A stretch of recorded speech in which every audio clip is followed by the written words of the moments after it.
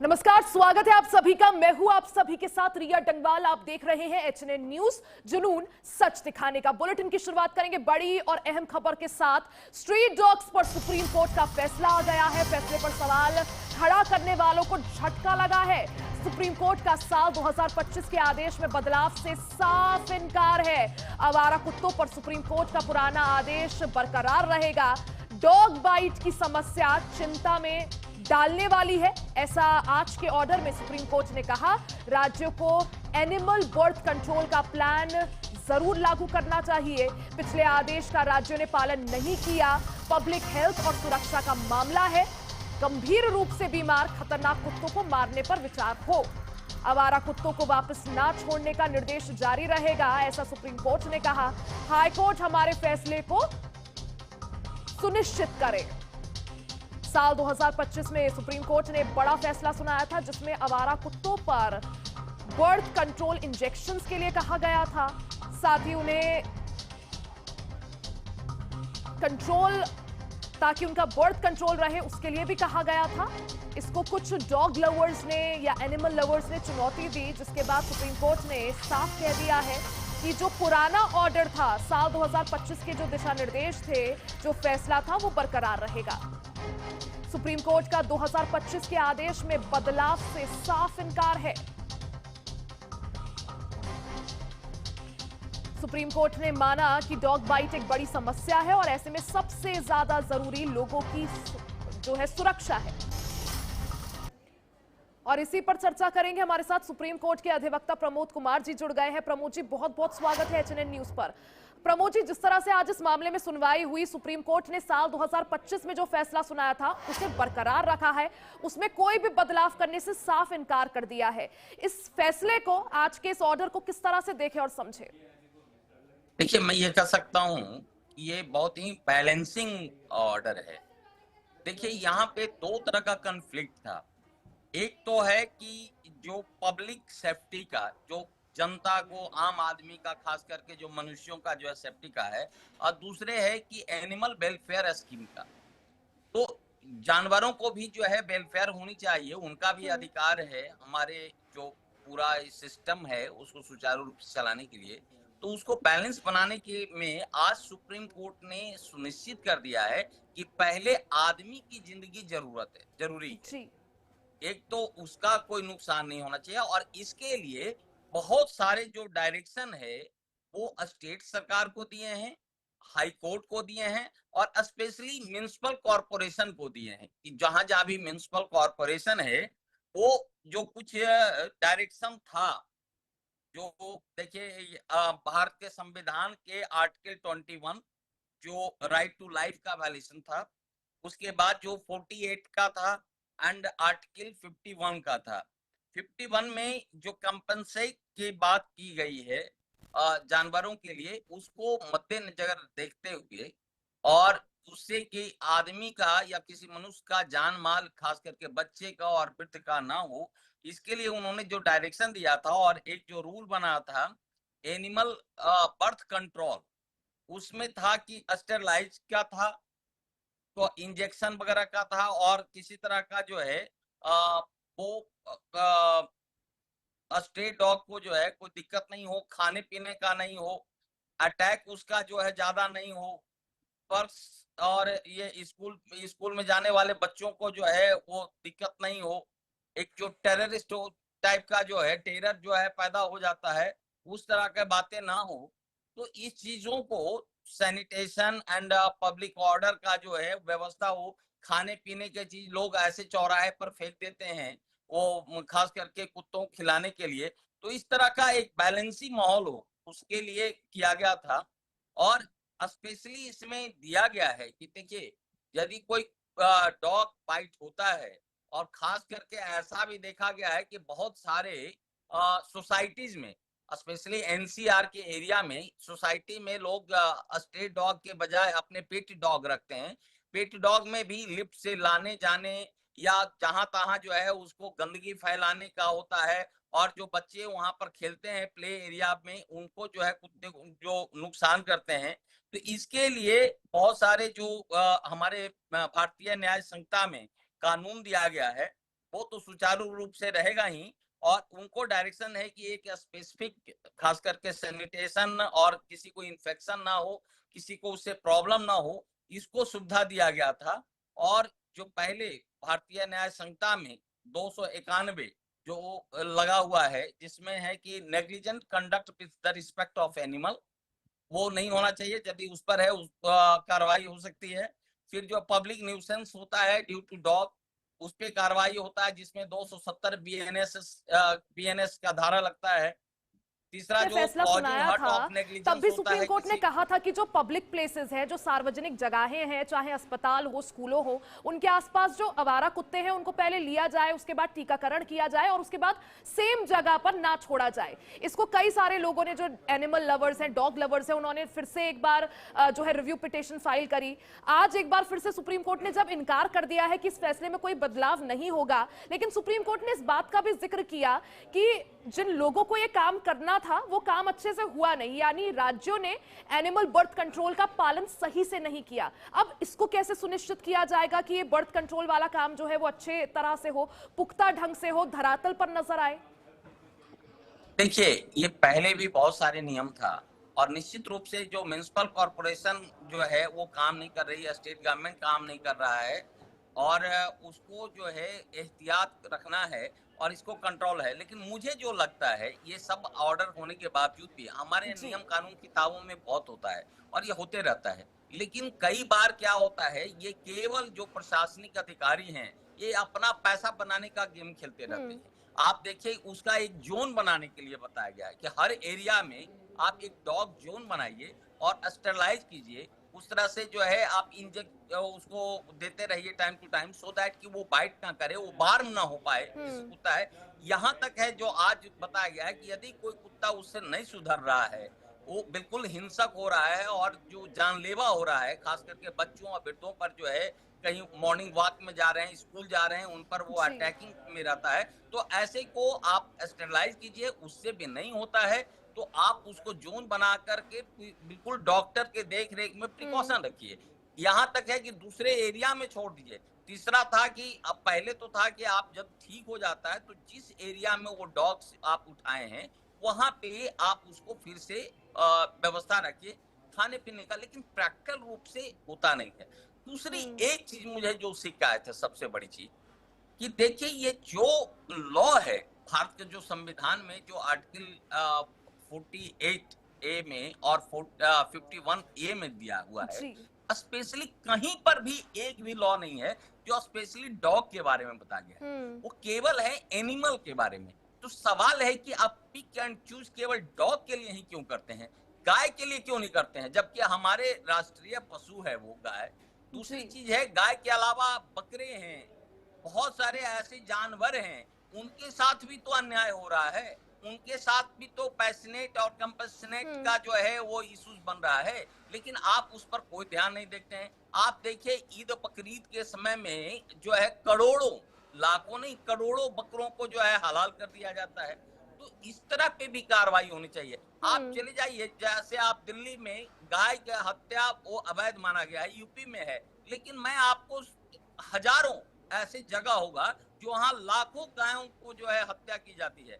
नियम यह है कि बूचर खाने में जो है गाय को, ये इसको जानवर को मारिए, खास करके बकरे का, जी। या इसको जो है आप करते हैं भेड़ को। लेकिन आप देखेंगे वहां पे एरिया में जो सघन एरिया है दिल्ली की, वहां पे मैं जाके खुद देखा हूं कि खुलेआम गाय की हत्या करके टांग दी जाती है दुकानों में, और क्विंटल के क्विंटल गाय का मांस और वो बकरे का और भैंस का, ऊंट का वहां पर उपलब्ध होता है। सरकार बिल्कुल जो है बिल्कुल नींद में सोई हुई है इसके लिए। ये कोई भी जो है एक्टिविटी नहीं ले रहा है, और ये केवल किताबों में पड़ जाता है। एक दिन साल में आ जाता है, माननीय सर्वोच्च न्यायालय उसमें डायरेक्शन दे देती है, लेकिन कोई भी ना तो सरकार इसको पालन करने का हिम्मत रख पाता है, और ना ही यहाँ का जो प्रशासनिक अधिकारी है इसको कोई सुओ मोटो लेते हैं। एक दो घटना जब कोई होता है ऐसा सेंसिटिव, उस पे जो है ह्यू एंड ट्राई मीडिया भी बनाती है, उसके बाद फिर जो है बिल्कुल शांत हो जाते हैं। तो मैं समझता हूँ कि थोड़ा सा जागरूक होने की जरूरत है। हमारे यहाँ लोग इस चीज का जागरूक नहीं है। इवन जो जो मनुष्य की हत्या हो रही है, जो मानवीय जो है वो प्रताड़ना हो रहा है, इसके प्रति भी बहुत सारे जागरूक नहीं है। जब हम एकदम एक्सट्रीम में चले जाते हैं तो कुछ इक्के दुक्के घटनाएं बिल्कुल सर, मीडिया में निर्देश सुनाई तो देती कई है, आते कोर्ट हैं, में लेकिन ग्राउंड पर वो कितना लागू होते हैं, उनका कितना असर देखने को मिलता है, ये भी जरूरी है। लेकिन सर, आज अगर कोर्ट का ऑर्डर देखें तो एक टिप्पणी कोर्ट ने की कि जो गंभीर रूप से बीमार खतरनाक कुत्ते हैं उनको मारने पर भी विचार किया जाए, उनको मारने के लिए मौत के इंजेक्शन भी लगाए जाए। सर, 2025 में जब निर्देश आया था कोर्ट का, तब देश भर में अलग अलग जगहों पर, खासकर राजधानी दिल्ली में कई डॉग लवर्स ने प्रोटेस्ट किया था, आंदोलन किया था, प्रदर्शन किया था, रिव्यू पिटीशन फाइल करी। आज जब इतनी सख्त टिप्पणी कोर्ट ने की है, क्या आने वाले दिनों में ऐसा कुछ प्रोटेस्ट देखने को मिल सकता है? और अगर ऐसा होता है तो क्या जो डॉग लवर्स हैं, क्या उनके पास अभी भी कोई वैकल्पिक रास्ता है इस आज के इस निर्देश को एक बार फिर से चुनौती देने का? देखिए, ये शुरू से भी और आज जो है माननीय सर्वोच्च न्यायालय ने बहुत क्लियर कर दिया है। यहाँ पे जो दो डिफरेंसेज है मनुष्य का एंड डॉग का, स्पेशली मैं बाकी एनिमल की बात नहीं कर रहा हूँ, लेकिन स्पेशली डॉग का वो उन्होंने कहा है, उसमें प्रायोरिटी ह्यूमन बीइंग को देना होगा। आप मनुष्य को काट नहीं सकते हैं। आप एक चीज बताइए, कोई बच्चा खेलने के लिए जा रहा है, कोई बच्चा स्कूल में जा रहा है, गेट से बाहर में गया है, कुत्ते, आप देखिए सैकड़ों में ऐसे केसेस आए हैं कि जहां नोच नोच करके ऐसा ब्रूटली मर्डर किया है, मतलब एक बिल्कुल हत्या होती है जिसको कि आप अपने सामान्य लोग नग्न आंखों से नहीं देख सकते हैं। तो आप, एक बच्चे की क्या गलती है? यदि गलती है तो हमारा मैनेजमेंट का गलती है। वो कुत्ते जो वार्म अप हो चुके हैं, जो बिल्कुल हिंसक हो चुके हैं, तो निश्चित रूप से ये माननीय सर्वोच्च न्यायालय का दायित्व होता है कि वहां पे सामान्य परिस्थिति हो, कोई हिंसक ना हो, उस पे भी कार्रवाई हो। अब इस पे कार्रवाई कौन करेगा? स्टेट डॉग का, उसका तो कोई मालिक है नहीं। तो उसका मालिक का मैनेजमेंट का काम स्टेट का है। जो म्युनिसिपल कॉर्पोरेशन होता है यूनिट लेवल का, जो एरिया वाइज का है, उसको करना है, उस पे डायरेक्शन दिया गया। इसमें लाखों करोड़ों का फंड होता है, डॉग के लिए, बंदरों के लिए होता है, करोड़ों का फंड होता है। लेकिन कुल मिलाकर के ये होता है कि जैसे आप देखेंगे जमुना के बारे में, सफाई करने के मामले में, या गंगा के सफाई करने में, बहुत सारे ऐसे स्कीम हैं जो सरकार का प्रावधान है, करोड़ों का है, हजारों करोड़ का है, लेकिन वो सब के सब डकार दिया जाता है। सब जो है केवल पेपरों में केवल है, लोगों को बेवकूफ बनाने के लिए होता है। जो आप देखेंगे कि प्लेटफॉर्म के स्तर पे, जमीनी स्तर पे किसी तरह का कोई कार्यान्वित नहीं की जाती है। लेकिन आज माननीय सर्वोच्च न्यायालय ने स्पष्ट कर दिया है कि आप यदि इस तरह का हिंसक कोई बिल्कुल प्रमोद जी, जिस तरह से सुप्रीम कोर्ट का आज का फैसला आया, एक चीज तो स्पष्ट है कि पब्लिक हेल्थ यानी जनता की सुरक्षा और जनता की स्वास्थ्य व्यवस्था सबसे ज्यादा जरूरी है। और आज यही वजह है कि सुप्रीम कोर्ट ने 2025 में जारी किए अपने फैसले, जो कि आवारा कुत्तों से जुड़ा था, उसे बरकरार रखा है। उसमें किसी भी तरह से कुछ पलटने से या बदलने से इनकार कर दिया है। प्रमोद जी, बहुत बहुत शुक्रिया हमारे साथ जुड़ने के लिए, समय देने के लिए। खबरें और भी हैं, वो भी आप तक पहुंचाएंगे। यहां रुक रहे हैं, छोटे से ब्रेक के लिए फौरन वापस आएंगे, बने रहे हमारे साथ।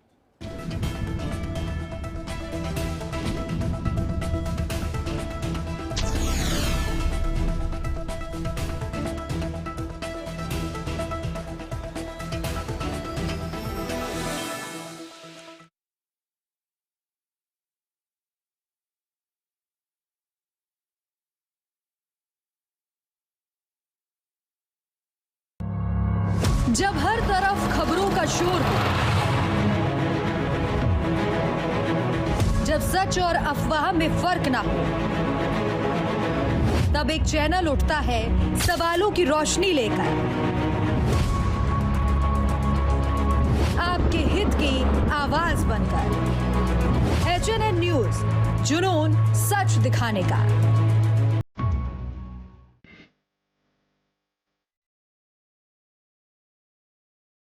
नए भारत का नया उत्तर प्रदेश पूरे देश में कनेक्टिविटी के क्षेत्र में रोल मॉडल बन गया है। विगत 9 वर्षों में रोड कनेक्टिविटी से लेकर एयर कनेक्टिविटी और मेट्रो से लेकर रेल कनेक्टिविटी में यूपी नंबर 1 है। प्रधानमंत्री श्री नरेंद्र मोदी के मार्गदर्शन और माननीय मुख्यमंत्री योगी आदित्यनाथ के सतत प्रयासों से उत्तर प्रदेश विगत 9 वर्षों में सर्वाधिक एक्सप्रेस वे वाला प्रदेश बन गया है। सर्वाधिक अंतर्राष्ट्रीय एवं घरेलू एयरपोर्ट्स के साथ उड्डयन प्रदेश बन गया है। सर्वाधिक शहरों में मेट्रो यहां दौड़ती है। रैपिड रेल, पहली बार यूपी में ही चली है। पहला इनलैंड वाटरवे वाराणसी से हल्दिया को जोड़ता है।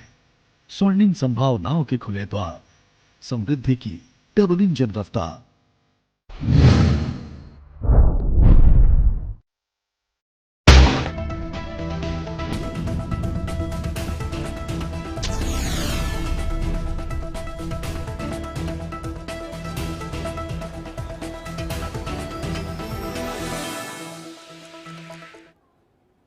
और एक बार फिर से आप सभी का स्वागत है। खबरों में आगे बढ़ते हैं। खबर बस्तर से है, जहां बस्तर में 26वीं मध्य क्षेत्रीय परिषद की बैठक का आयोजन किया गया।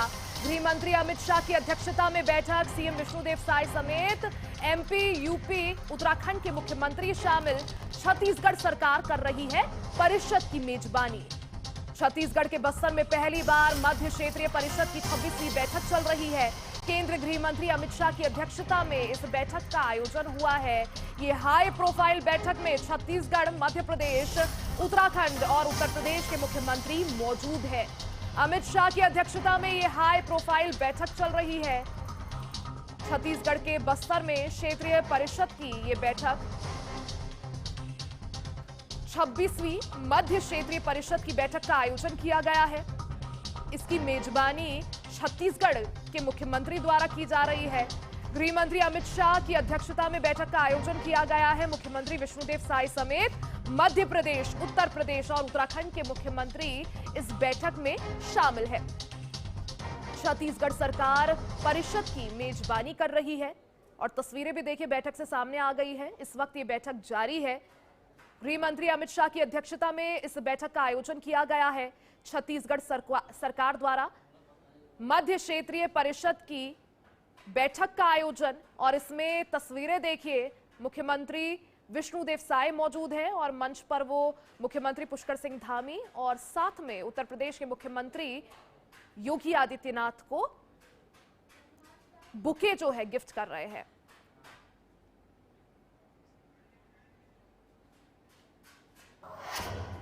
चंद्रहास हमारे सहयोगी अपडेट के साथ जुड़ गए हैं। चंद्रहास, मध्य क्षेत्रीय परिषद की बैठक का आयोजन छत्तीसगढ़ के बस्तर में हो रहा है और बैठक भी इस दौरान चल रही है। केंद्रीय गृह मंत्री अमित शाह इसकी अध्यक्षता कर रहे हैं। साथ में मध्य प्रदेश के मुख्यमंत्री, उत्तराखंड के मुख्यमंत्री और यूपी के मुख्यमंत्री इस बैठक में शामिल है।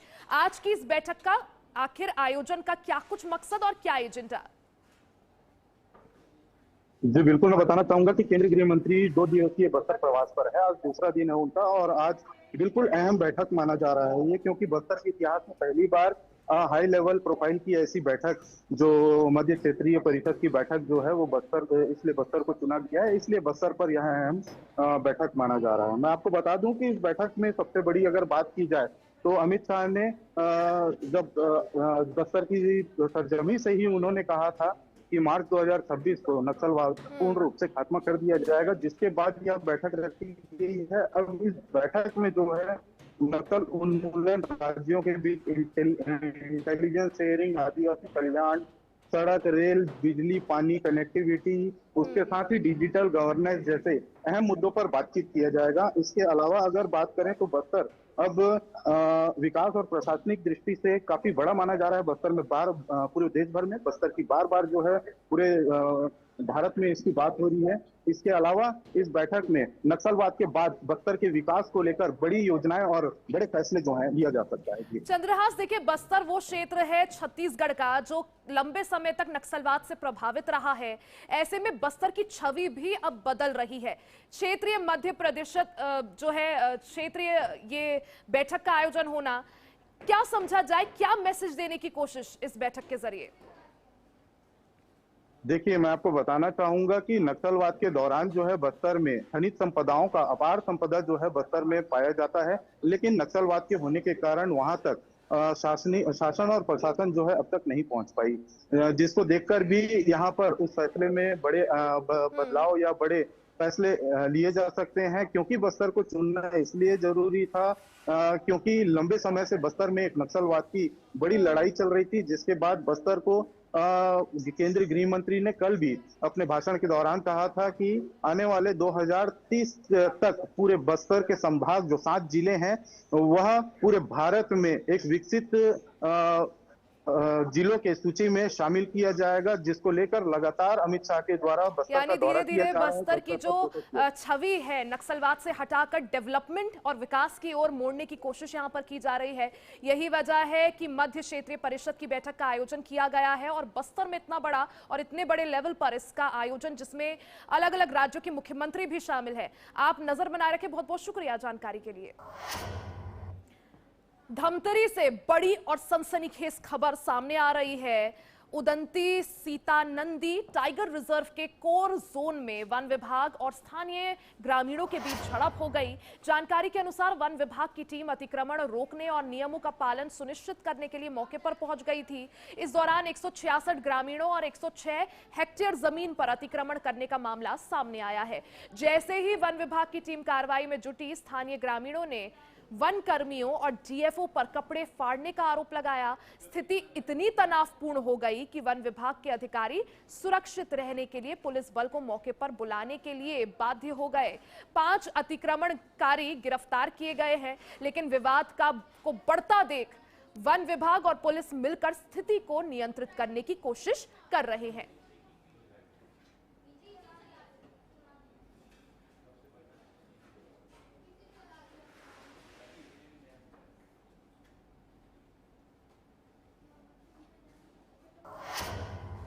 और चलिए सीधे अब आपको संगरूर लिए चलते हैं, जहां मुख्यमंत्री भगवंत मान लाइव हैं। क्या कुछ कह रहे हैं, सुनवाते हैं। फायदा किहनूं दसीए? पहला बिजली बोर्ड नूं की फायदा हो? ढिलियां तारां करके जिहड़ा ट्रांसमिशन लॉस हुंदा है, बिजली घट वोल्टेज ते पहुंचदी है, फिर आपां नूं डेंबू जे लाउणे पैंदे आ, ओह वोल्टेज वधाउण वाले, ओह नहीं होऊगे। बिजली बोर्ड नूं फायदा हो जू कि उन्हां दी पूरी बिजली पहुंचूगी। नंबर 2 ते ढिलियां तारां करके जिहड़ी अग लगदी है, फसलां नूं अग लग जांदी है, सैकड़े एकड़ जमीनां फसलां सड़ जांदियां ने। बिजली बोर्ड नूं हरजाना भी देना पैंदा, सरकार नूं भी मुआवजा देना पैंदा, वो बचत होਊਗੀ। नंबर 3 ते ढिलियां तारां करके जिहड़ियां दुर्घटनावां हुंदियां, अपना पिंड तां इस गल दा गवाह है। अपने पिंड दे 3 ਗੱਭਰੂ नौजवान मुंडे बूटे होरी कंबाइन ढिलियां तारां नाल ताहां तो लग गई, वो टायर जदों सड़ गए, अर्थ हो गया, तो अपने पिंड दे 3 मुंडे जिहड़े कमाऊ मुंडे, हरे कल्ला कल्ला ही हुंदा अजकल, तां कमाऊ सी, 3 उन्हां दी मौत हो गई।